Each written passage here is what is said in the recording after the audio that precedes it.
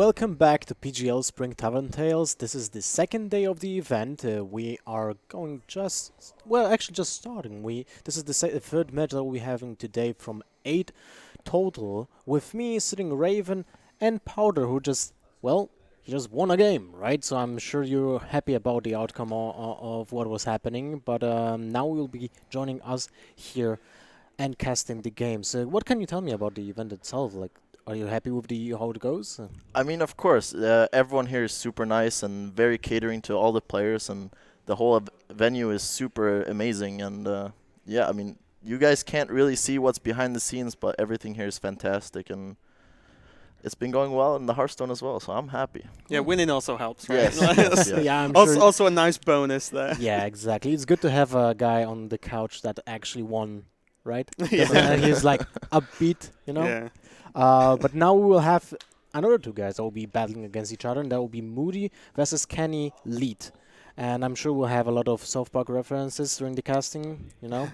Yeah, especially if KeNnY will get eliminated or something like that. Right? I was interested in what word you were going to use there, like So- eliminated. That will be a match versus the Romanian pride of here. That is, I think, a sole representation of the Romanian community in the I think tournament, there's right? one more left. Is it? I think so. I'm not gonna try to pronounce his name, but he's gonna play a 7th game, I think. Okay. I'm not 100% sure, but I'm 99. So here we have Romania versus Austria. KeNnY's coming from Austria, and it's a new face on the block. This is the first time we'll actually see him broadcasted, right? Yeah, and what's interesting, I was speaking to some of the players just before this match, actually, and from what I've been told, KeNnY brought a really interesting deck yesterday. We'll see if he's bringing it again, but it performed very well. I think he 3-0'd 3 times with this deck. Oh, really? So yeah, I'm not going to discuss it too much. We'll see if he plays it, and if he doesn't play it, we'll talk about it afterwards, but I hope he does. It might even be a hunt. No, wait, it's gonna be a hunter because It there was just sneaks in a zeros, hunter right? at the end. Man, yeah. Well, the guys could change decks, right? Yeah, so, but there's a chance. If he already made like a 2-3 O's, that meant he was playing it yesterday, and yesterday was no true, hunters, right? true. At all. Anyway, let's just cut to the videos with the players, some short interviews to get to know the guys.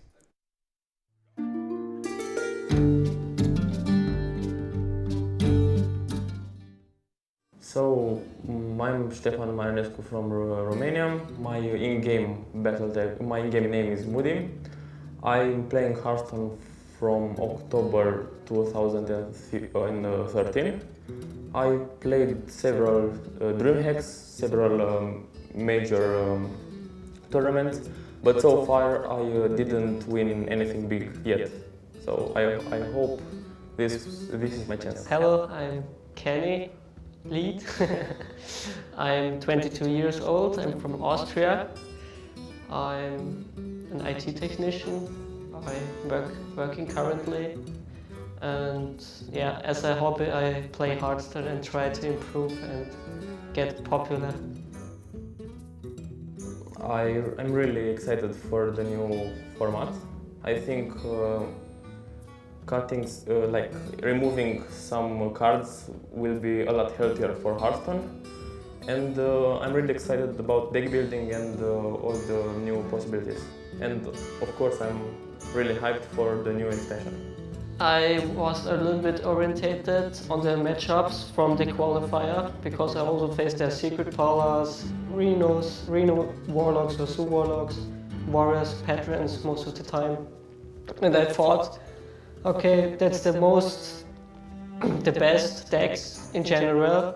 I tried to counter it with the pre. Before a big event, I just study what will be the most, what decks will be the most played, and then I will think if I want to play them and try to tweak them to make them a little bit better, or I want to counter them. In this particular event, I played 2 of the best decks, and the third deck I played my warrior because I wanted to counter my weak matchups. So warrior was my backup plan.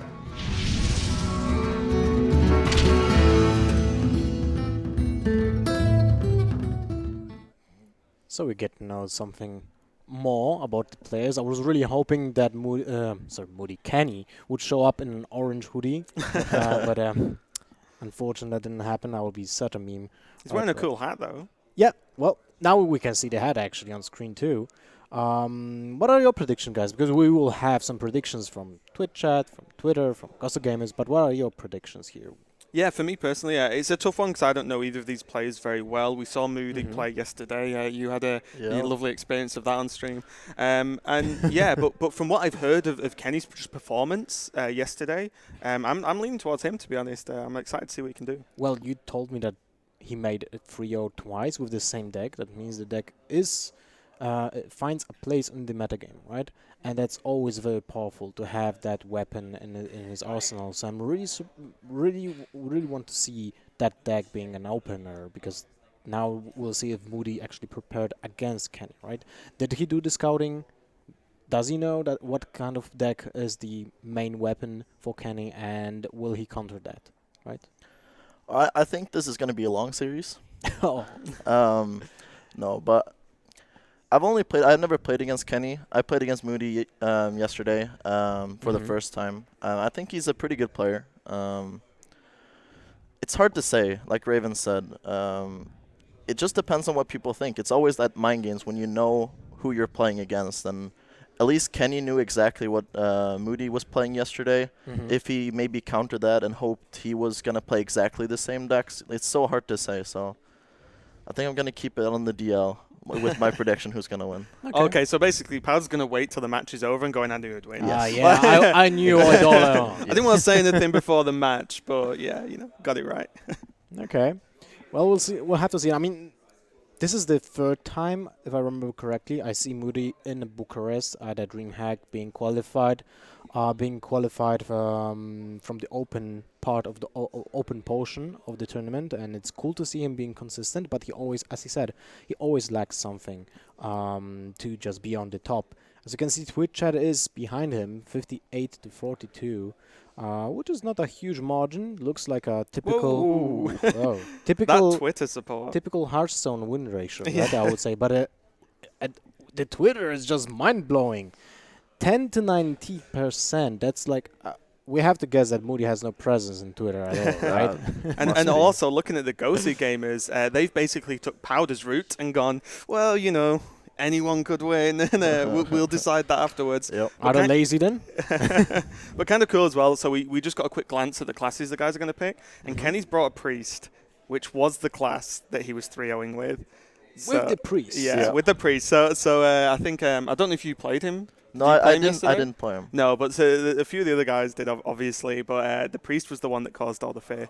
Okay. So that'll be really cool if we see this list again and see if it continues to perform after maybe the players have a bit more knowledge about it. Because I very much doubt that MooDy was unaware of how KeNnY performed with this priest, knowing that he was going to face him today. Yeah, I was talking to one of MooDy's Romanian friends outside just before we came and casted, and he was expecting, like MooDy was expecting that he was going to bring priest. So I think he has some ace up his sleeve against it, and we'll see. Maybe it can still do well, but priest is a little bit sketchy, I think. Well, it's very narrow-minded, right? It is. It's either a counter to a specific type of a deck, or it's just being blown out of the water by aggro-ish type of decks that are just gonna abuse bad draws from priest, right?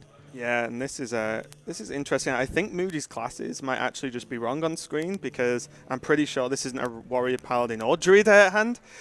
So we'll get to that, but it is going to be mage from MooDy, which actually versus the priest could be potentially very powerful. Yep. Well, that depends. The Deathlord might actually work both ways, right? Yeah, it's actually one of the best cards against freeze mage, just because there is that chance you get out Alexstrasza or one of those minions that you really need, like Emperor actually does. Well, if you can kill it instantly, right? Yeah, same with the Antonidas, right? If Antonidas comes out and then you have Shadow of Death, then that card, which is pretty key, is just removed from the game. I don't know if actually Alexstrasza is not more important than Antonidas in this matchup, right? Yeah. Because even which would kind of sound ironic, but priest is not the best class at healing in the game, right? It has the arsenal, but usually you don't fit everything into your deck at the same time. So an example class like Paladin has a lay on hands, right? Warrior has shield block, which functions as a cycle and a heal at the same time. But Priest needs to rely on cards that have only a single purpose, like Flash Heal, that is only a heal or a damage card when you have a combo of Alchemy. But other cards that are the best in game about healing, they have a second function, right? Yeah, I mean, you would think that Priest would actually be really good because you could heal after the Alexstrasza, but Freeze Mage plays so much burst that you don't really have time to heal that much. Like, that's the thing with Warrior, you can heal before Alexstrasza with the you can build up the advantage. Yeah, exactly. But looking at the opening hands here, I mean, MooDy's looking like he's got a pretty good opener. You always want to see those Mad Scientists early in pretty much any matchup because you would rather them pull the secrets straight out of your deck. And even, you know, the Loot Hoarder to draw. Actually, already having Doomsayer Frost Nova is pretty big as well because Priest doesn't really have a lot of answers to that combo. Well, there's Shadow Word Pain, right? Some people are still playing it. I mean, we had a huge decline in popularity of that card because of the people tried to play a lot of 4 attack minions, right? Just to play around those cards. But I see people are playing Priest a lot. They're putting 1 Shadow Word Pain at least because the meta is so aggro. Yeah. Right. And it's also like with the new cards of Priest with like Flash Heal and stuff, you kind of had to cut something, and Shadow Word Pain was one of those cards that kind of got thrown out of the meta for a while. But we'll see. He might be playing it. You never know. Oh, he's actually killing the Mad Scientist. That's interesting because when you have the Alchemist or Prison already in hand and a Zombie Chow on board, you can abuse the Zombie Chow by just having it on board right now, because if he attacks the Mad Scientist, I'm almost sure that it will get pinged unless the mage is having a Arcane Intellect in hand.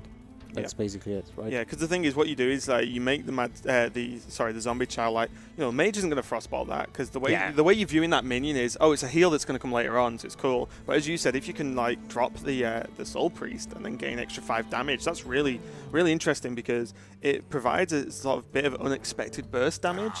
And against Freeze Mage, if you can actually put them on the back foot, their plays aren't quite as proactive in terms of drawing cards. They might need to feel like they need to play a little bit more defensive. And I like always to leave the Mad Scientist on the board if it's not like killing my own minion, because there's a chance that your opponent already has multiple secrets in hand and he can draw the secret during his turn, so he will be practically tucked by the probability of drawing another secret, right? Exactly. I think the only thought might have been the potential of Coin Fireball. Like that might have been the only reason to think about trading. Would you do that? Because I think as a Freeze Mage, I don't think. No. Yeah, it's a tough one. Maybe he's just weighing it up whether he wants to give that option. But he did just go to hit face and banking on that Chow. So there's actually reason here to just play the Ice Barrier, get the Ice Block out already. So because if you play the Arcane Intellect this turn, you can draw the secrets, right? But you have 100% chance to get Ice Block out already and build up the armor too. It goes for the for the Acolyte of Pain instead. Yeah, on this board it's supposed to get 2 draws, which is what you want from your Acolyte. Like normally you save it just because so you can ping it, and but if he starts drawing cards with Arcane Intellect, he might actually put himself in the position where he doesn't want to draw any more cards. That's what I wanted to say, that the priest can abuse the Acolyte of Pain, right? It can be healed back, and if that's actually true. Yeah. So I'm really interested how this will pan out, because next turn, if MooDy would like to go for the Arcane Intellect, then I wouldn't be surprised if KeNnY would heal the Acolyte of Pain and try to ping it as much as possible. Yeah, that's actually one way you can win this matchup. Like, Freeze Mage is pretty bad against Fatigue. Like, your secrets don't get popped, and your Ice Block, you're sitting with your second Ice Block in hand, and it doesn't get popped, and you die from Fatigue. So maybe Priest is not really the deck you want to start fatiguing Freeze Mage with, but you have to find a way to win somehow. Yeah, so he's going to just go for a pretty, just a steady turn, just trade off the Scientist and heal up, and let the Mage decide what to do with this Arcane Intellect, as the secret does get pulled from the Scientist. And we can see that it is Ice Block purely because the barrier is playable, right? So yeah, well, there was an attack after the secret was pulled, but I was thinking about, would you rather have the information, is it Ice Barrier or Ice Block already, because it doesn't really matter right now if you know it this turn, Or would you rather leave your opponent with the option of not playing another Ice Barrier this turn, right? Because you could have attacked before the secret was popped, so then your opponent doesn't get the heal with the armor. I think in this matchup it doesn't really matter because the priest deck is so slow that the Ice Barriers don't really do that much. But if you were playing an aggro deck, you would for sure attack first just because you wouldn't want your opponent to play the second Ice Barrier. Double stack. But there's also a factor that your Zombie Chow would actually be more beneficial if he hits the armor and not the health. Yeah, because it would only give 4 if it would die. Yeah, exactly. Okay, so the Loot Horde is going to come down now. And just again, add some more card draw, yeah. So there's definitely a chance that, you know, the priest can actually just take advantage of all this card draw and really just push the cycle onto the mage, which in like a vacuum sounds bad, right? You know, like, oh, I'll make the mage draw more cards, like, but it actually can be a problem, especially if this priest is, you know, built a bit heavily to go into maybe the late game, especially with having True Heart already in hand. He can like bank that big heal quite early on, which is going to be you know, as you said earlier before, Powder, it's difficult for Priest to heal a lot, but when the hero power's healing for 4, that definitely helps. Yeah, for sure. Ooh, he's gonna Holy Nova here. I'm kind of surprised by the Holy Nova here. I mean, usually you want to lead those Holy Novas after Alexstrasza, but when you can see that he has a Flash Heal and a Jossikar. And I suppose other than like the +2 healing, which is what you'd play after Alexstrasza for, like, you don't really get a good Holy Nova turn against Freeze Mage. It's like any AoE isn't normally that great because they're normally not filling the board up, so I don't mind it too much there. It still keeps these minions on board, pressuring, and to be fair at this point, like, MooDy's going to have to kill this stuff at some point because you know, it's still pushing damage. And if you never kill Zombie Chow, then it's never going to heal you for 5, right? So, you know, it's still putting some pressure on there, and he still has the Alchemy to be able to, you know, push that extra 5 potentially from Zombie Chow. If I was in KeNnY's shoes, when I was thinking about the last turn, I see that I have Justicar and I have a lot of damage with Akanai. It might actually be worth to holding over there just to push more damage, because you're actually getting close to popping him, which is kind of scary. Like and ridiculous because your opponent shouldn't predict exactly. that, right? Yeah, with the both hero power, the Alchemy, and the Flash Heal in hand, plus if you really want to go wild, the Circle of Healing for the Zombie Chow, but we are now going to see the Doomsayer go down with the Frost Nova, and it can be easily taken, right? Oh, no, wait, it's 1 mana off. Because I was thinking about Alchemy, Flash Heal, Hero Power. Yeah, I mean, he can... But it doesn't really make any sense. He can Alchemy Circle... Oh, no, it's not enough, is it? Well, he would have to Flash Shield. I think Flash Shield might be too much of a commitment here. But you deal the 5 damage to your opponent's face, so he's at 13, right? Yeah, true. So you trade in like the 5 damage from the Flash into the Doomsayer for 5 damage from the Chow. But then you draw out the Alchemy to die, and the Deathlord, well, he will die anyway if you don't do anything. It's a really tricky situation. Yeah, and I think that it made it more tricky by the Harrison draw, because the Harrison's just like, you know, he's pointless to a certain extent, so that draw is pretty much dead. If he drew like another Flash Heal, then suddenly it's like, oh right, okay, I can burst this guy down. But a really tough turn here. I mean, his other option really is just to True Heart and just get that heal on board, but because he's already on 30 health, then he's throwing away a 6-3. Oh, is he just going to pass? Yeah, I like okay, this. that's reasonable, I think it's the best play. And I hope that it maybe takes Alexstrasza. Another Doomsayer. That is actually super bad for him, because he can't develop the board again. Yeah, that's actually sick. Yeah, was that like the best outcome other than like Emperor? I think actually, yeah. Because it just, you know, what's KeNnY going to do next turn? Scientist Scientist would have been okay as well, I guess. So this just locks out KeNnY's next turn, right? Yeah. Yep. Unless you kill it, but he obviously didn't have an option to kill it, right? Yeah. So you're sure that there will be no answer. So now MooDy has to ask himself, how many cards do I hold? He had 8 cards when he drew, so I mean. So now he has to play something. The Mad Scientist. Is it worth just dropping the Scientist? Yeah, it's because okay, if he kills the Doomsayer, you have the Scientist. If he doesn't, well, the Scientist dies and pulls the other secret out. So. Yep, it's actually pretty good. And it won't pull the other secret because he already has the barrier in hand. Well, he has the second barrier in the deck. Oh yeah, we've not seen the first one yet, have we? Of course. Oh, he's dropping the barrier instead? I'm really surprised by that. He might just be thinking that he doesn't have, like, if next turn, say he draws like a Flame Strike or something, he doesn't really have a good card to drop. If he drops the Scientist now and gets a barrier, he can't play the barrier from his hand next turn. So he would have 10 cards in hand where he would maybe have to coin. And the coin is actually really important in this matchup because it is basically a fireball. Yeah, just thinking about that if like that barrier will not get popped for a long time. Yeah, that's for sure. Right? This is such a weird hand, right, for the Freeze Mage, because there are no minions or anything to interact with. His hand's actually getting full of stuff he doesn't need. Like, he could just drop Heal Bot and just take the heal now, which, you know, wouldn't be too bad. The Acolyte is starting to feel a bit dangerous because he's drawn a lot of cards this game. You know, same with the Arcane Intellect. Pyroblast isn't even castable yet. Frostbolt Face does nothing. He can't Blizzard in it. Well, he can Blizzard an empty board, but it's not going to do much. So really, like, sort of feels like a really wonky wonky turn, and he's actually 8 cards ahead. 12 versus 20. I don't think it's that bad. You just develop the board by playing 2 decent minions, right? It's not a big problem. Your opponent might use though a couple Shadow Priest, but it's still not terrible. Yeah. Oh, that's clunky. It's getting hard for KeNnY here because he doesn't have any good plays. Like normally as a priest you can like develop the board with some sticky minions which actually like survives against these like small minions of the Freeze Mage. But here we see you don't really want to play Arcanine. How about Arcanine Circle and then Velen's Chosen on the Arcanine? But it gets just destroyed by a single fireball. Yeah, but the only thing is, like, if it gets killed by... yeah, true. It's just that I kind of want to see these Velen's Chosens out of his hand, because at the moment, it's nothing you can do from hand without a minion on board. And the chance of these minions surviving a turn on their own, like if he played Harrison and then just passed or whatever, then, you know, getting the Velen's Chosen down on a turn you can attack with is going to be pretty difficult versus a Freeze Mage. Who goes for Velen's Chosen on the Harrison Jones? 7-8.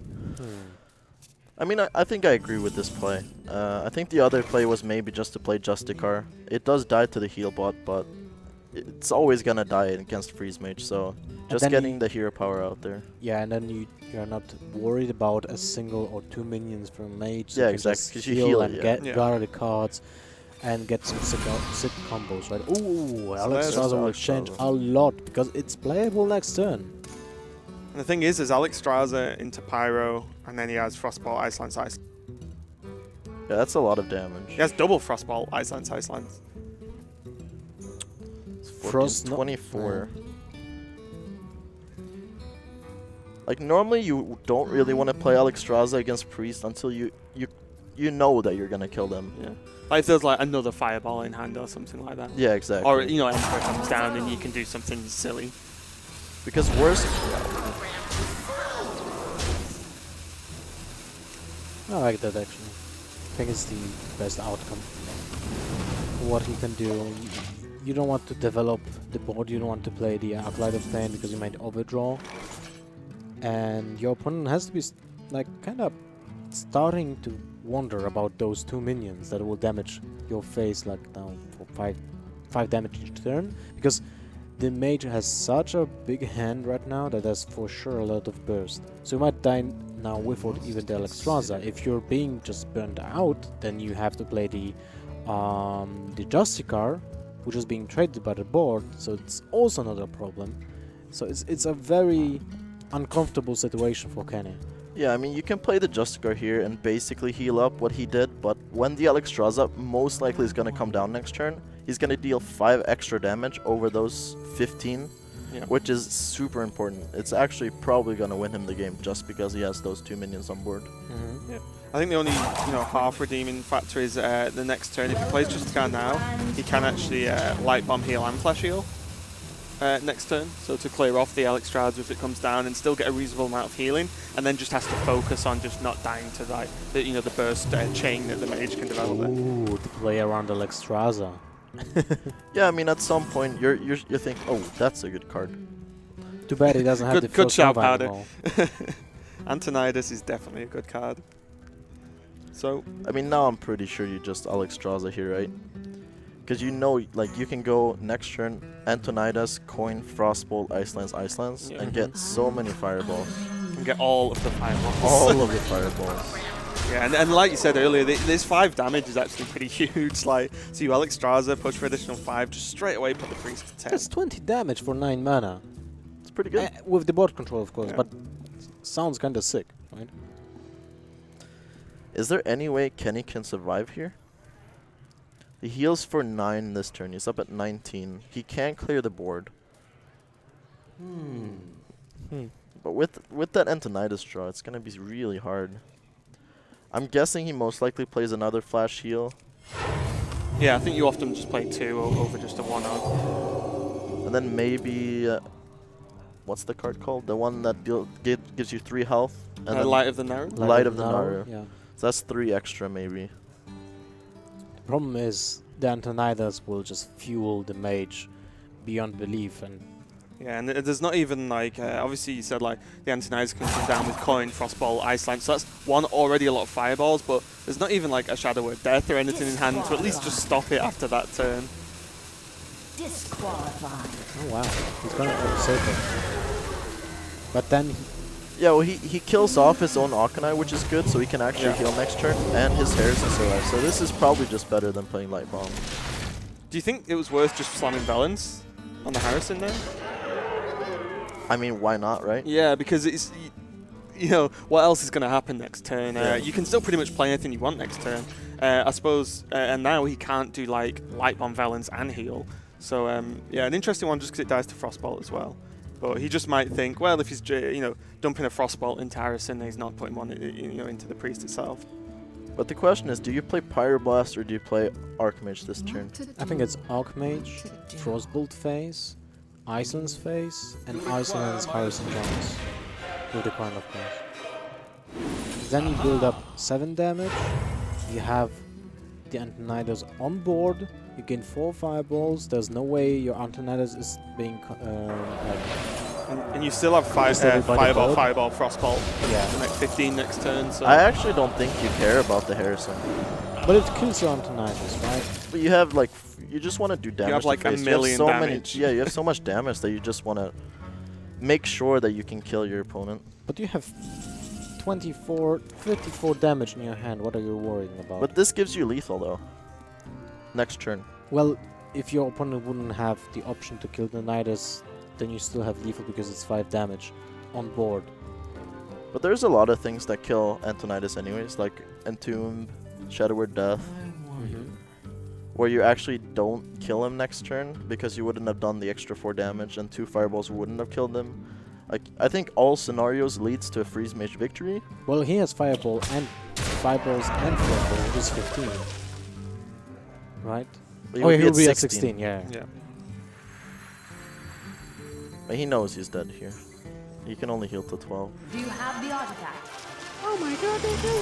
Yeah, and I feel like I've kind of cursed this guy because I was talking about Rage could all be harsh. I was talking about how powerful his priest deck was yesterday, but in all honesty, like MooDy locking in that freeze mage, maybe this was a direct pick. Was MooDy even playing freeze mage yesterday? No, he wasn't. I don't think he was. He right? wasn't, for sure. He was playing Control Warrior, Druid, and Paladin yesterday. Okay, so he switched around his lineup a little bit, I would say. Taking a freeze mage is a huge swing when it comes to matchups, right? And starting it out right away as well. When that's, I'm guessing that is his pick against Priest. Then he must have had like a super good read that KeNnY was gonna open that Priest because KeNnY plays Druid.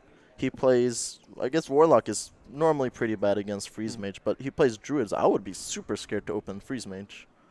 Well, it depends what kind of Warlock it is. If it's Reno Jackson Warlock, right, then it might be harder for the Freeze Mage as well. Yeah, exactly. So it's pretty ballsy, I think, to just open Freeze Mage. I think also, like, maybe, he took into account that after 3-0ing multiple people yesterday, like, why wouldn't you start why wouldn't you start with your Priest? Like, that's one of those questions. Well, if he's consistently started Priest, then maybe KeNnY just thought, oh, this worked yesterday, so why won't it work today? Well, to be honest, I would probably just open with Druid, because it's Druid.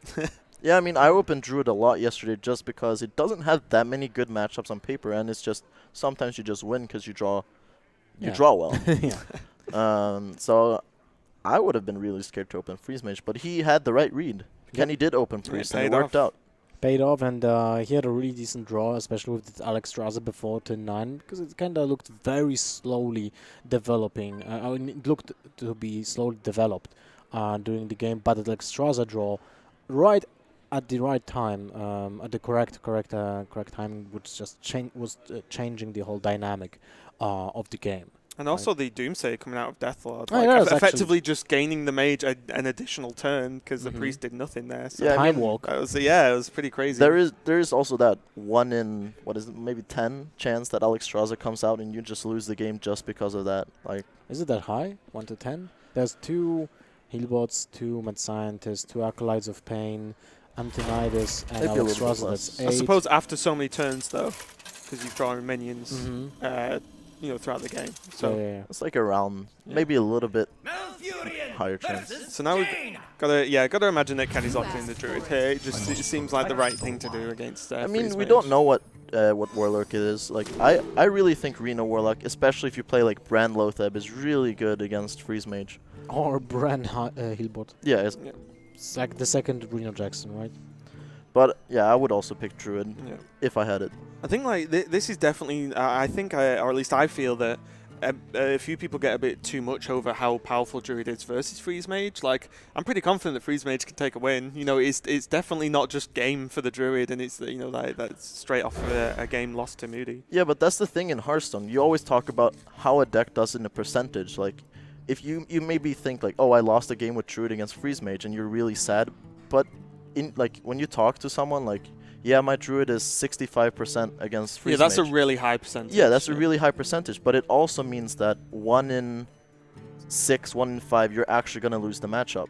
Yeah. And, I mean, sometimes it happens in tournaments. Like, you're always that, like, oh, please don't happen. Not now. Yeah, well, I remember when Monk brought out all the stats a few months back of, and it was like actual tournament match percentages of matchups versus what everyone thought the percentages were. And obviously, like you said, Pad, like, just the matchup doesn't just lead the game completely. If that was the case, then no one would even bother. But yeah, looking at the hands though, MooDy's got a pretty good opening, I think. Just some early stuff, some cycle, and the Mad Scientists are just key. The Ice Block being in hand sucks a little bit, but you still get some value off the Scientist. Yeah, that's kind of really what you want to get with Freeze Mage against Druid. You want some early minions that can actually, like, start battling the Druid's minions just so he just can't attack face. Yeah, because this is a matchup where you'd see, like, depending on how the board looks like, Druid with a claw charge. And, like, just really pressure, whereas, as you said, Druid struggles to deal with multiple minions. And if he's focused on that, then he definitely isn't just building up the board for a lot of bursts later on. It's actually pretty close to what you would do with Freeze Mage against aggro decks, where you really want your early minions. It's kind of the same goes true with Druid, just because in Druid you play a lot of spells that aren't that effective against Freeze Mage. Like, Swipe is pretty bad. Like, Force of Nature on its own doesn't really do anything. And if you can just take out the minions, like maybe even Fireball like a Druid of the Claw, often they don't have that much like good follow-up. Like, yeah, you just want to slow the game down just enough that you can actually handle everything as it comes, as opposed to getting overwhelmed. He's gonna frost. This is pretty good. I kind of like this because the way a Druid can whiff with an opening like this is if they like innovate Shredder, but then, I mean, we can see it as a shade, so, he does have the curve, but sometimes people go like all in on that innovate because it just feels too good, but then when they have nothing follow-up, then, again, it's just slowing the game down for MooDy. Yeah, he does have the shade, which is also a very good minion against Freeze Mage just because you can't use those removal spells on it, but it's also really important to attack before you get frozen. And yeah.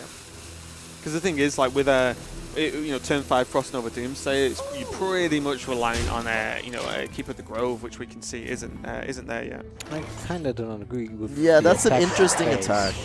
By the way, people tend to forget that Druid of the Claw is actually a beast. That's actually true. Yep. It is. So the Hyena might get buffed in the future.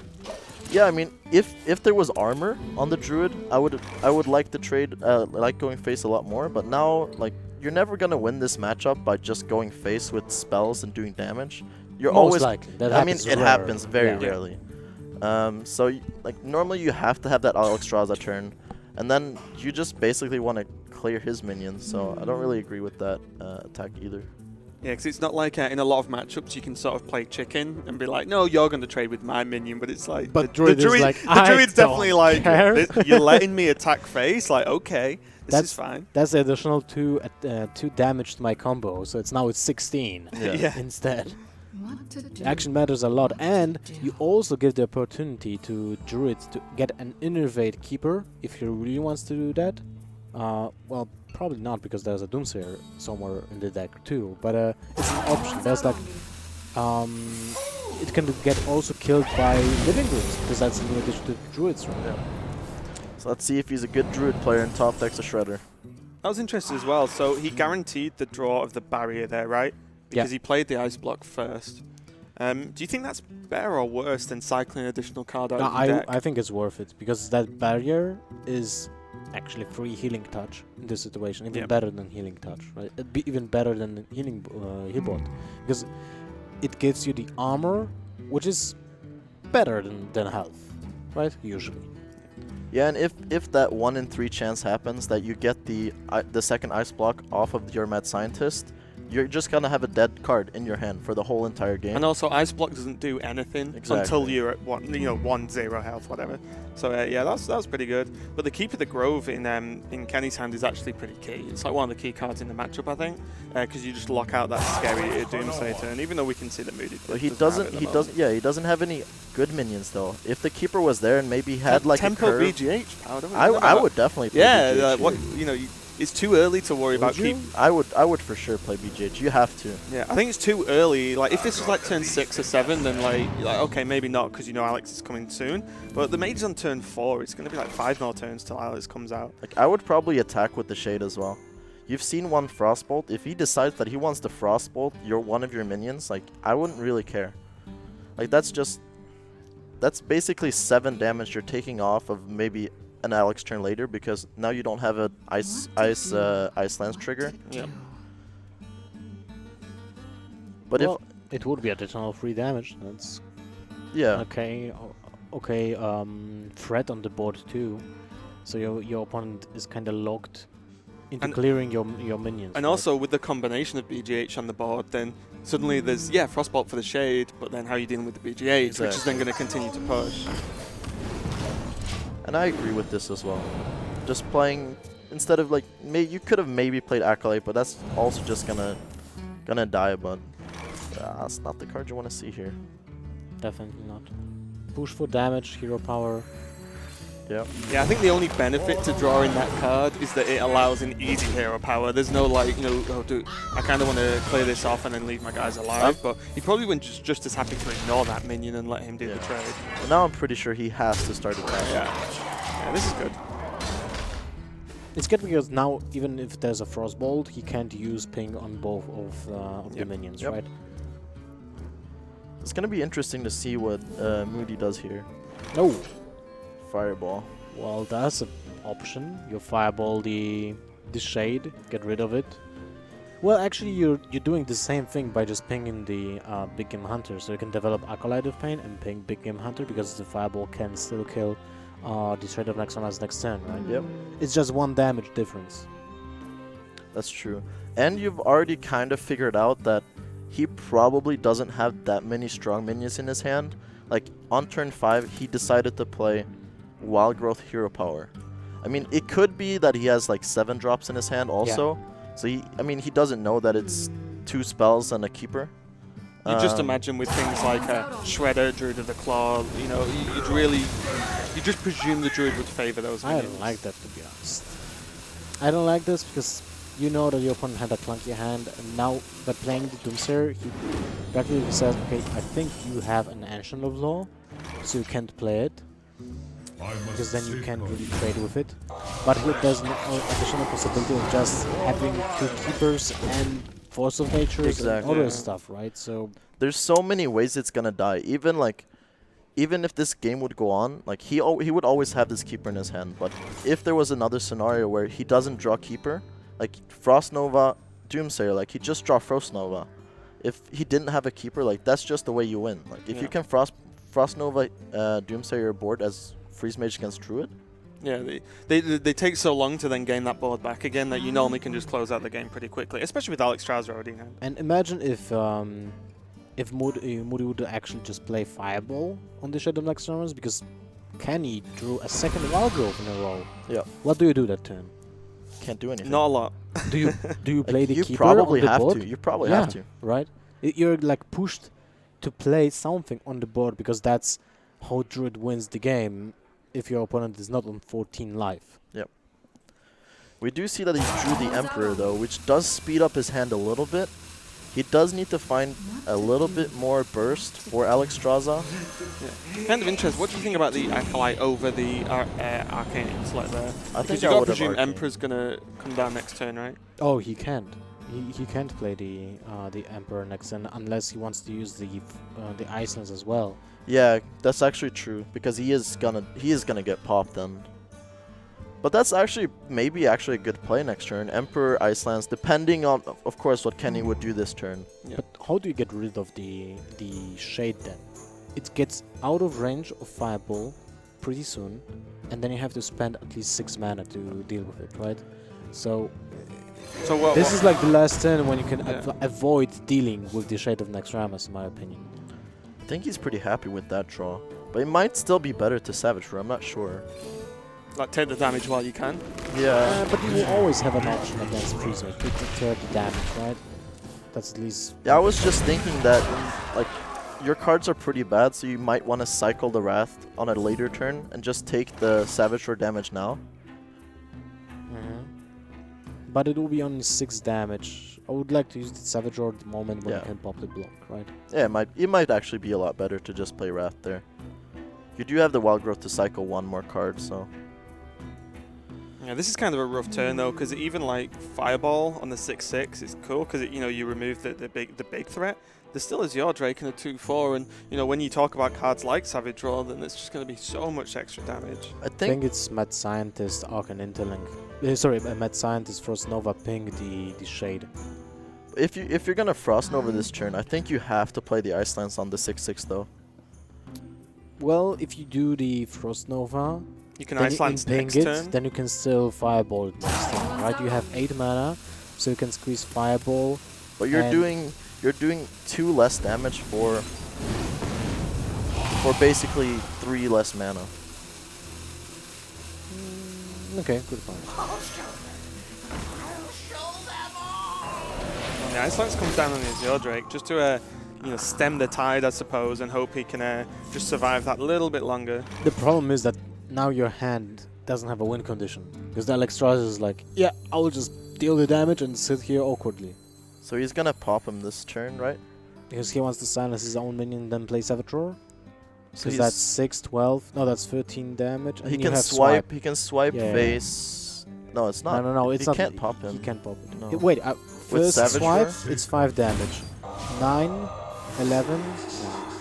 Wait, what would you... never mind. I mean, Not exactly sure. I would use the Keeper in this situation. Because the Keeper has such a big value when you can silence your own minion. yeah. Right? You can silence your own minion or the Doomsayer. Those are the two targets. Like the Mad Scientist, in this scenario, if you build up the board, the Ice Barrier doesn't really matter. I mean, it's definitely an interesting turn. We know that the Mad Scientist actually wouldn't have done anything, right? Because he's already played 1 Ice Barrier, or maybe that was last game. Yeah, he played one last Yeah, game. one's already Okay, been so out. he wouldn't have done anything this game, but he was maybe thinking that like the second Ice Barrier would be bad for him. I don't know. I think I would have liked to seen a swipe face instead. It's 5 damage. Yeah, exactly. And 2 damage, you kill the Mad Scientist, and basically... And you keep your Keeper in your hand. Yes. So you gain additional damage because after a Frost Nova or after a... What else? After the second Doomsayer, right? You can use the Keeper for maximizing damage.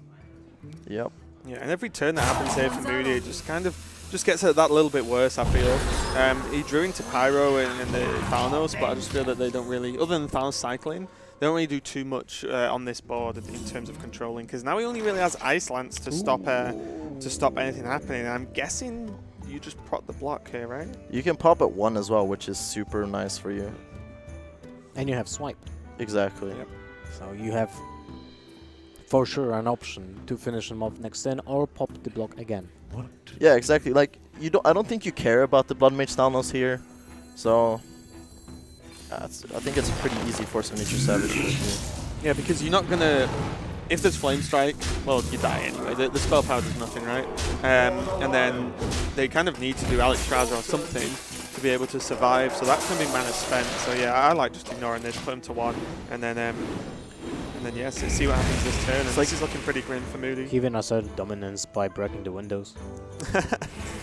And it's also a thing where it kind of makes that your opponent really can't play Alex on your face. At least this turn. You give yourself a turn where, okay, I know he can't Alexstrasza me, and I know if he plays a secret and doesn't heal, he just drew Heal Ball, which is probably one of the best draws he could have found.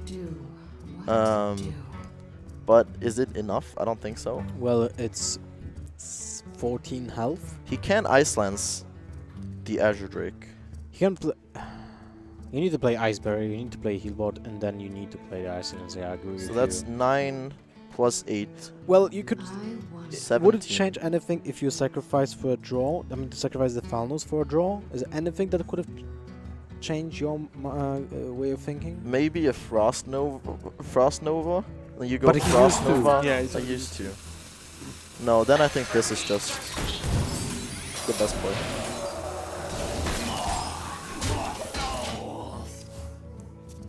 But I don't see an easy way out of this situation. And also, with all the sort of not amazing card draws that KeNnY's had, That's a good you know, I was just going to say, he's got to draw into something pretty impactful. We've not seen any Druid of the Claws. We've not seen the Ancient Laws till now, so even the Shade's pretty okay. Now the swipe will make a huge difference, because it gets you an option to clear all the minions, still have your own keepers of without being threatened by the minions of your opponent. So it makes a huge deal, because you can use your hero power to kill the heal wall. I think I would rather see a. I think I would like to play the Shade here, or you just hero power face and trade with your minion. The armor is. Okay. You have Ancient of Law, right? And if your opponent plays Alexstrasza, then you have 8 damage on board anyway to kill it. So he decides to do it. Yeah, I like this a bit more. Like, every AoE is already bad for you. Yeah. Like, it doesn't really matter. No Ice Block. But you can go Emperor, Frost Nova. That's pretty decent. It's true. I think it's probably the only play, right? You could go Fireball the Azure Drake and ping off the 2-1 as well. But that means that your opponent can develop on a board where you don't have anything. Yeah. So I would definitely like to see an Emperor here. Yeah, I think it's the only way he's got any chance of actually winning this game, as opposed to just surviving a bit longer. He didn't draw a single Blizzard and a single Flame Strike yet, Yeah. right? I mean, he probably plays only one Flame Strike, but he should Only be two playing Blizzards, two right? Blizzards or a Blizzard and a Pound of Flame, right? So at the moment, those Emperor reductions don't do too much. They make, you can Alex King, I guess, but they don't have a mega impact until he maybe draws. That's the draw. That's the draw you want right here. Yep. And now Blizzard is not playable unless It's in your hand. Yes. And that's might be what he's thinking here. He might be a little bit scared because Blizzard is actually one way where MooDy actually wins this game. Yeah. Might win this game. Yeah. The Lothar does come down. Let's see. And that closes out the game, right? Yeah. Well, I another spoke chance. too soon. But it doesn't change anything in the long run, right? No. He can play Ice Block, ping off the 2-1. Kill the 4/4. The Ice Block's always gonna get popped. What to do? What to do? And then Looks horrible. he's always gonna have enough damage to kill you from 15, right? Is there any draw you can find? He's played both Ice Lances. If he survives this turn, then draws Blizzard. I bring life. Oh, okay. Actually, I like this. So you kill the Azure Drake because it's a spell power, so the swipe deals on 5. Second swipe? No, that makes a difference. I think you should kill the Azure Drake because, like, does the 1 damage matter that much on 20 health?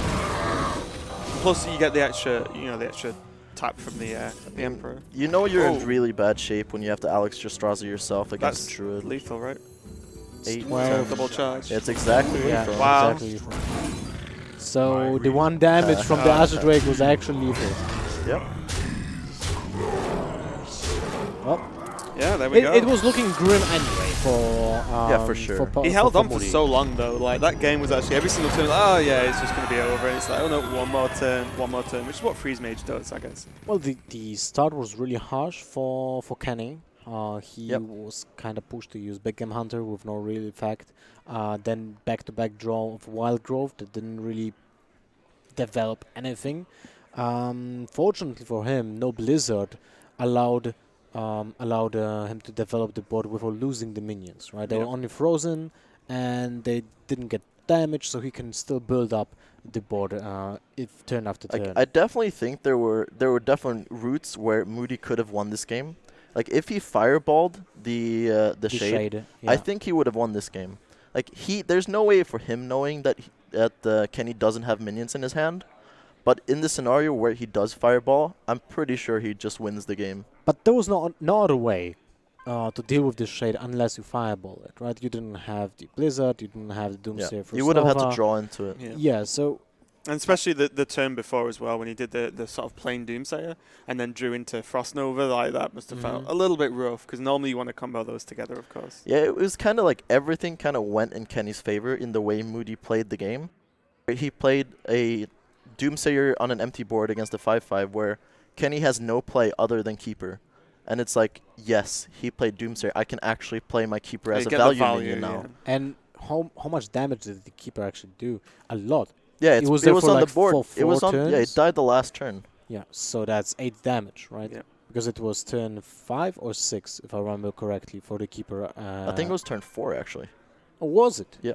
But wasn't there a Wild Growth before that? No, he got Wild Growth after, I think, because he played Doomsayer Ping. The turn before he could Frost Nova he couldn't Doomsayer, Frost Nova right? Doomsayer, so he played on. It could have been his turn 5, I guess, because I don't know who had coin. Yeah, it was a really crazy game, and now it's going to be 1-1 with the Druid versus... Ooh. Double Innervate Opener. Now, do you keep the low tab in this case? Wait, what is that? Yeah, that's not Rogue or Warrior. Yeah, I think is that Paladin? It might be Death Rattle Rogue. Yeah. So for those who can't see, Lothar just did a cheeky grin whilst he said that. So not the most serious statement I've ever heard from you. I mean, from those cards, I'm guessing it's Paladin or maybe Zoo. Yeah, I think it's Paladin. Well, Warrior with Hunted Creepers would be something new. That would be definitely something I would like to see. I don't think it has synergy at all no. with the class. But looking at KeNnY's opening hand, what do you do, guys? Like double innovate Lothar, because Lothar is not the best card to innovate early on, although it is still a 5/5. I think it depends what class your opponent exactly. plays. That's what I just it depends if it's Zoo, if it's Paladin. Against Paladin, I kind of like Lothar just because there are a lot of spells that are really good against Druid, but that's on turn 4 though. Against could lock out those turn 1 secrets. Yeah, against Zoo, I don't really like Lothar. It is Paladin, Paladin, right?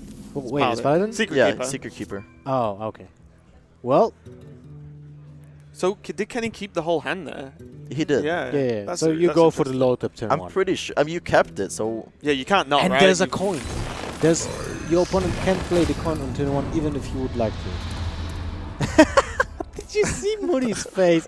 I was like, he's like Druid things. Yeah, he rolled over his eyes like. You know what's crazy as well? Like the Wrath is actually super important here because he can use it to cycle.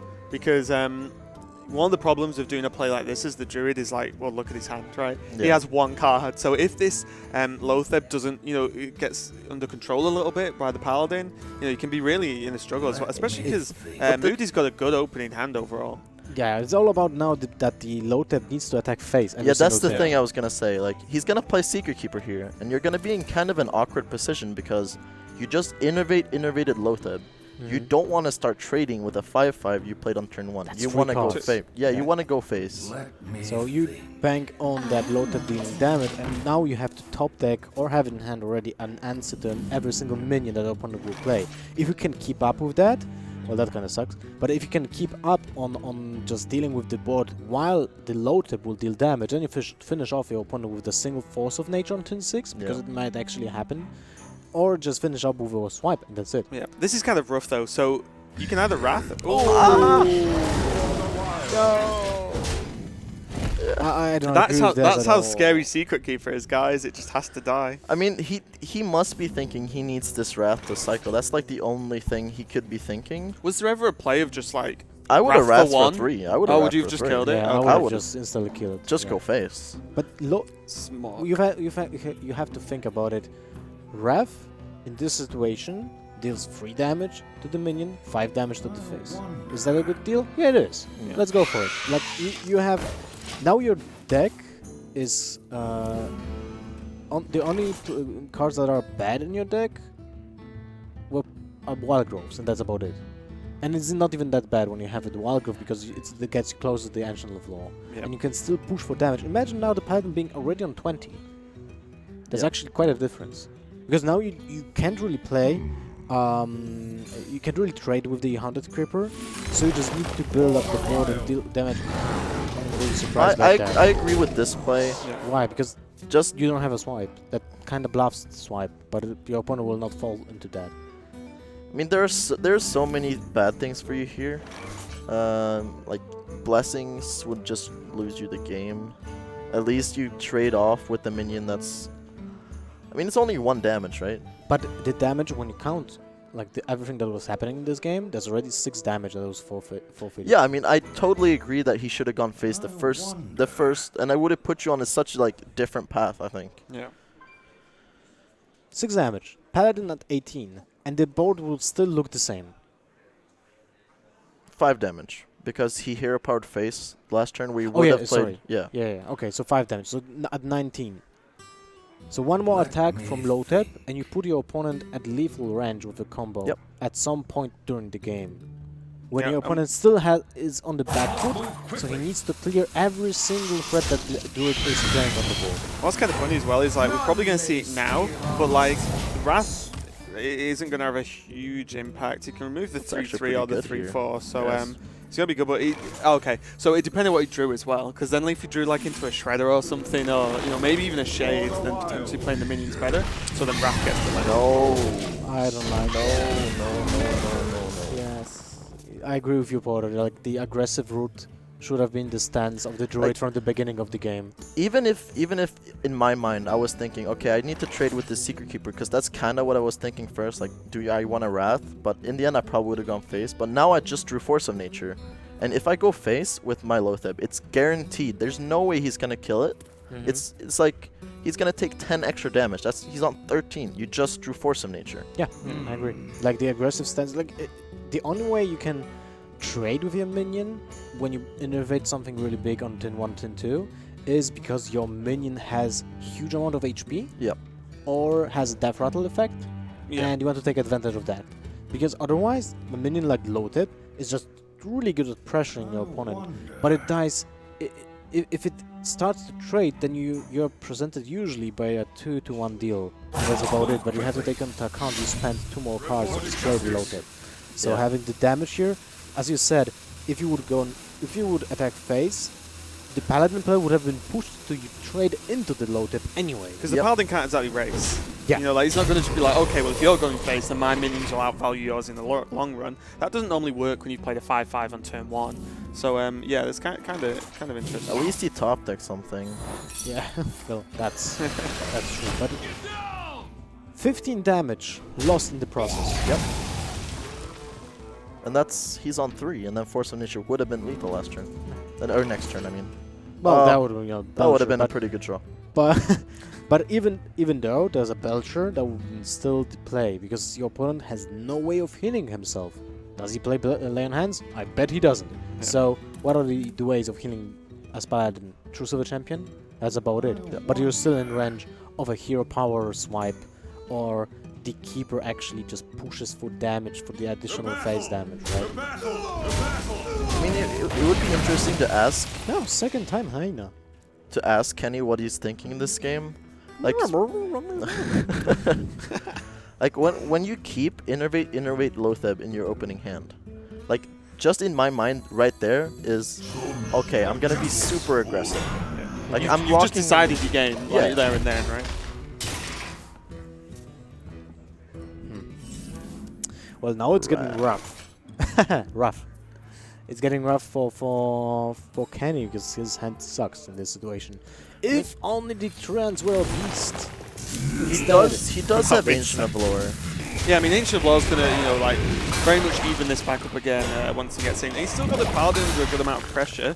It's just this Ancient of Lore really needs to pull something like either, you know, like, more combo pieces doesn't really matter so much now. He's used Force of Nature. But, you know, maybe like the Druid of the Claws and things like that to really just put some more board presence. Yeah, I think he needs to find the second combo to ever win this game, and it's, I mean, he's probably on like 20 cards or something like that, so it's very unlikely that he does. And that's kind of the position he put himself in when he kept the cards he did, and he played them as well, like leaving him with a single card in his hand and then started trading. Like, you just leave yourself in a bad position where Paladin has a lot of sticky creatures. Like, you play Creeper, you play Belcher, you play Shredder, like... It's just the fact that you've innovated out of 5-5 to trade with a 1-2. Yeah, in the end... Like, that's... I mean, you know, the Paladin's just winning that straight away. Yeah, in the end, you are gonna get outvalued by... Yep. When you're drawing one card per turn, where you only have one card in your hand. Yep. Like, the chance of drawing, like, super good minions on curve, which was from turn 3, where you only have 2 minions, turn 4, where you only have 4, keepers aren't really that good. No, it's not terrible. Yeah, right? it would have been better than what he had, but... I mean, Paladin is still not out of the woods yet, right? Because sure. there's 16 damage, so 2 turns of hero powering and the range of being killed by the combo. I'm not surprised that he plays the the low tip right now, even though it's not turn 9.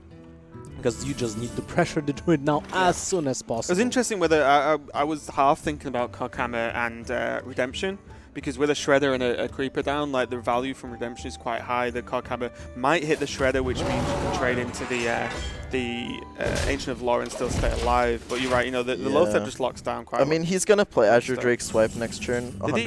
Did he just not play as your Drake? Yeah, I would have. I would have still played it because you can just Wrath. And you get one card closer to a Force of Nature. Yep. Like, and maybe a better play next turn. Yep. Why would you not play? Well, the only reason why he's not playing that is because he wants to bank on the Azure Drake with the swipe next turn and just kill the board anyway. But he is getting in process 4 more damage, and that's basically it. But your opponent, I don't know. Your opponent has a wide open road to develop the board. Yeah. There's no reason not to play anything that you have in hand. I was gonna say that what's good for KeNnY this game is that MooDy hasn't drawn into his big stuff, but then he just top decks Tyrion, like perfectly when he needed it. Oh, Mysterious. Yeah, they're as powerful as each other, really right? matter. Yeah. They're both really good. Yeah. Some might argue that actually Challenger is better than Tyrion, which is kind of ridiculous when you think about it. For that card, you can use 2 of in your deck. But yeah, even like Coghammer's really strong, and the fact that he's not even needed to play it yet, but when he does, it's just another hurdle for the Druid to get over, and suddenly like combos suddenly looking harder and harder to pull off this in this game. So how does this actually work? I'm not sure. I mean, you're always gonna Azure Drake Swipe here, right? But does the Lothar spawn off Redemption, or is it the first minion still? I would not bet my life on it, but I'm almost 100% sure that the Lothar will get back because it's the first target from the swipe. Yeah, I think that's right. I agree. Because the 4 damage sort of hits first, right? And animation also, you know, kind of shows it. But, you know, the weird stuff can happen in Hearthstone. So we'll have to see, but it actually doesn't work. No, it's the first minion. Well, actually, with that's not the first minion, though. Or the Creeper, did he... No, but the Creeper was spawning minions, the Spectre spiders. Oh, he traded in with the Shredder first. Okay, so it was the first minion. Oh. But it's good to know, because that kind of puts you out of the question, like, should I do it or not? That was a really important thing. Imagine if that would be a 6-2 minion. And MooDy's got a tough choice now as to whether he plays the golden Coghammer or the non-golden Coghammer. Well, you can play both. It's also where do you want the Coghammer to land? You can play first, the one, right? Because I think I think you actually want it on the 2/2. You can play. So then you would play it first. Let's look at this from this perspective. We play the hammer first. We see when it lands. If it lands on the turn 7, I probably will go face anyway, right? Yeah. But you can also then attack with the Coghammer first, play the second Coghammer to get a 66% chance to get a second taunt. I think I like playing the second card. Yeah. Wow, that's really aggressive. I mean, Oh, I definitely play the second one. Oh, okay. BGH? Nope. So you have 2 more draws for BGH? man, I don't know. I'm still thinking about the second Coghammer. Yeah, right yeah. At this point, that second Coghammer is never going to get played. Oh, you know, to a certain he's extent. maybe thinking that it's pretty unlikely that he kills me this turn and I maybe need a taunt for the combo next turn. But how does he clear 2 taunts this turn if it doesn't land on the 10-7 again? And you don't have the Azure Drake, because I would probably kill the Azure Drake. A second swipe. Oh. That was a big misplay. He didn't kill the 2-2. Yeah. I would have definitely killed the like, 2. the I was only- sure that he's actually aiming at it. Yeah, like the only way you win this game is if you top deck. Keeper doesn't really win you the game either, but you need to top deck BGH, I think. That was the only out you have here. Yeah.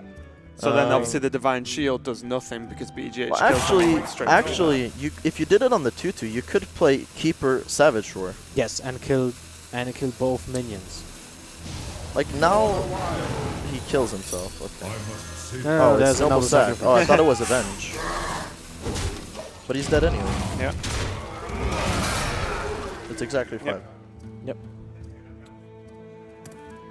So, how different would this game have been if he got very, very aggressive with that Lotheb at the start? It would have been over after 5 minutes. It would have been a win. Like I can't see a way where MooDy would have won this game if he just went face with the Lotheb. I agree. Like loaded turn 1. With, let's say you just stare against a druid. Like this is the way you want your opponent to play when he innovates loaded turn 1. Please just trade with my minions. Please give me the opportunity to play a taunt minion every single turn till it dies. Because I'm okay with trading 3 minions for a low tip with 2 innovates. It's completely fine. He did have the Keeper in his hand though, right? No. He got it from the ref. No, the Keeper of the Paladin Keeper. Oh, the Keeper of Ulduman. Yeah. So because I think on 4 he coined it on one of his minions. So instead he could have Keepered the Lotheb on an earlier turn where he probably wouldn't have done as much damage as we're thinking. So MooDy might have actually won this game either way. I don't think that was an option because we would have talked about it. That was the turn when That's the correct approach to have if we didn't see it. I mean. I'm Let's just look trying at to it. think back. Because I know he played a Creeper and then he Keepered one of the 1/1s. After the trade from the Haunted Creeper. Yeah, exactly. But he played a Palter Shredder on turn 4, if I remember correctly. Yeah, because he coined on 3 Keeper. So it's kind of weird that we didn't think about it before because he could have just Keepered the Lotheb instead. But that would be still a lot of damage coming from the Lotheb. Yeah, it's anyway, still if it 3 would be damage. aggressive stance. Yeah. Right, so For sure. probably the Force of Nature would finish off the game anyway. Because after you see the Belcher, probably just keep the Force of Nature, wait for the Savage Roar, deal with the Belcher with other means, because you will probably get the swipe at some point, the Wrath, trading with a minion hero power is still fine. You just need to get your opponent to 12 HP. That's against the Paladin. I think 12 is the sweet point because you play around Noble Sacrifice. Yep. I even think like this whole like game just goes back from the first point where in KeNnY's mind he's obviously trading with this Lotheb. Like then why would you keep innervate Lotheb? Yeah, because you and could just do it on cycle turn 1. and draw Yeah. better cards to Like do you that could have with. you could have had like you could have cycled away Lotheb and maybe got like a Druid of the Claw or something like, or a minion you could have innervated out like and kept a second innervate for maybe the Yeah, like a Ancient of Shredder War. or something where Just you to just throw clear one. out better. Yeah, Yeah. to just play kind of a normal game. Well, you have Dr. Bowman-Toon in hand. Do you keep it? I don't think Paladin can play ramp cards Yeah, but that well. But an example when I'm going second, I always keep Mysterious Challenger. Always. Yeah. yeah, that's true. Against Zoo, it's kind of... But I guess he doesn't know which Warlock it is, though. I mean, Mysterious Challenger is one of the most important cards when you're playing against Reno. But against Zoo, it maybe not be that good. Wow, but this Yeah, card. that looked like a pretty nice opening.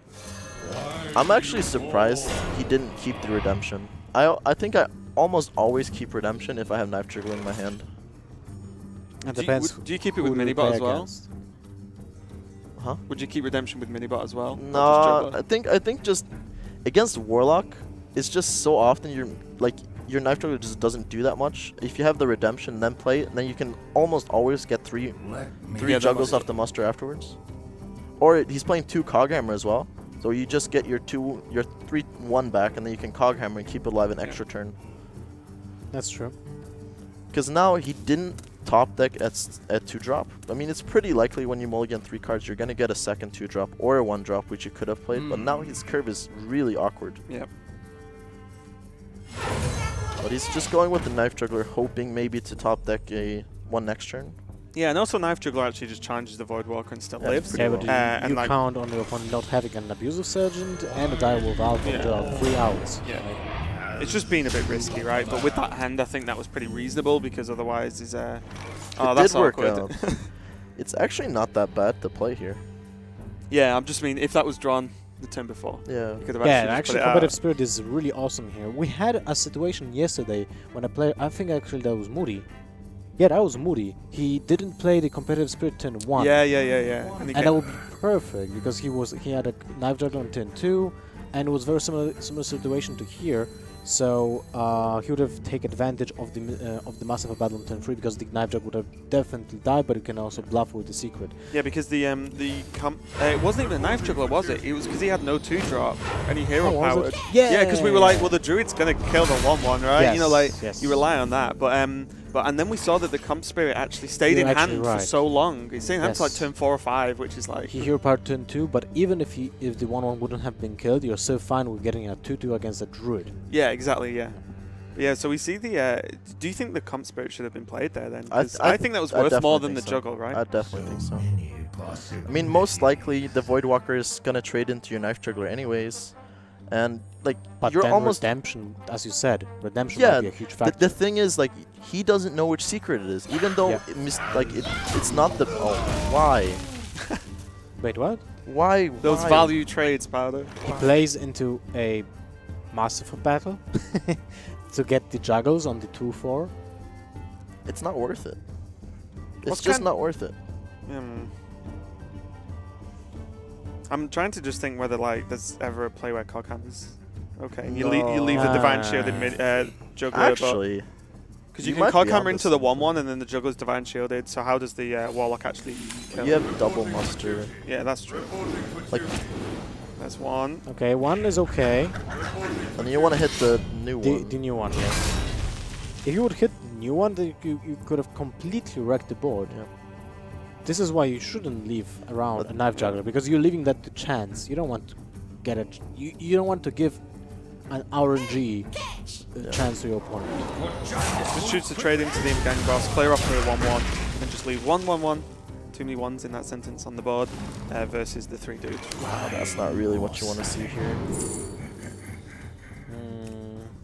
Well, Just take Lepinome. I guess Look at those coins. they're all pretty bad.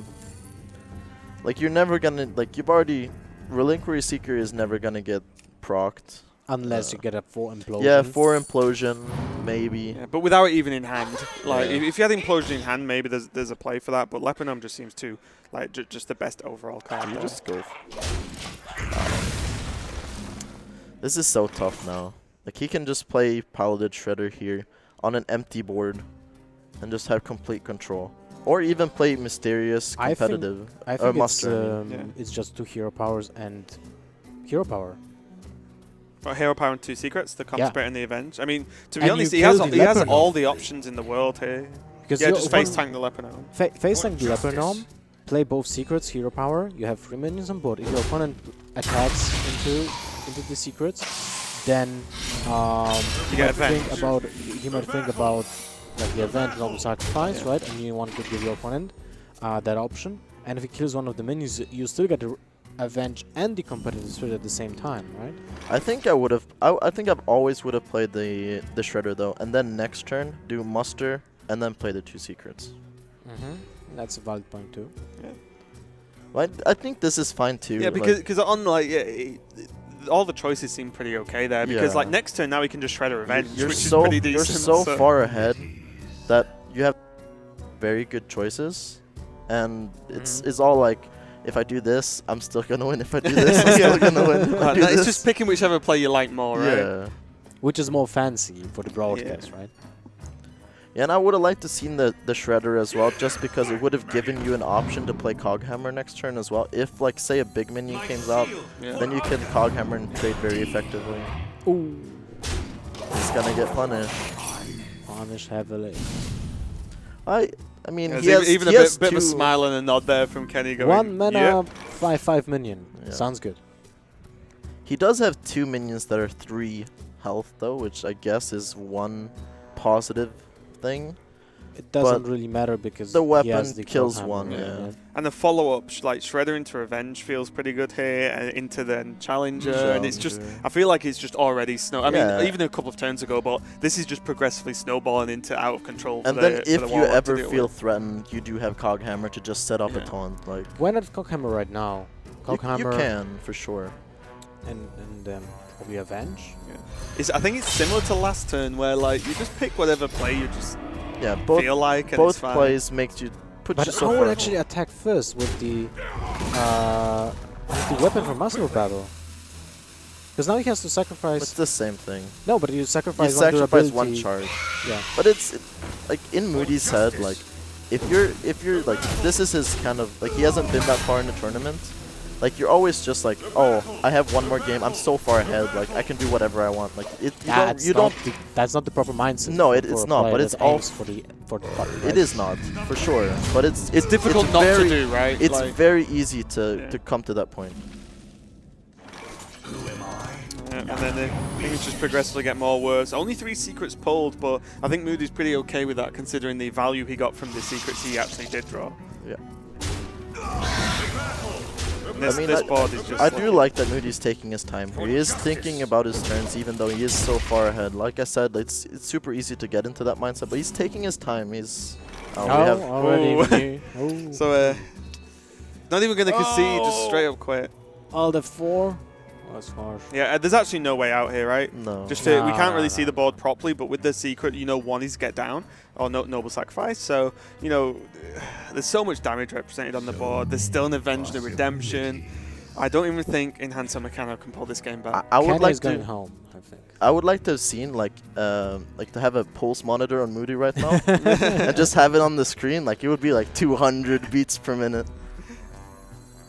I really hate this card in the new Zeus. Oh, really? It's like, yeah, I don't like it either. It's so clunky. Do you just value consistency over something like this? I always value consistency unless I'm playing combo deck.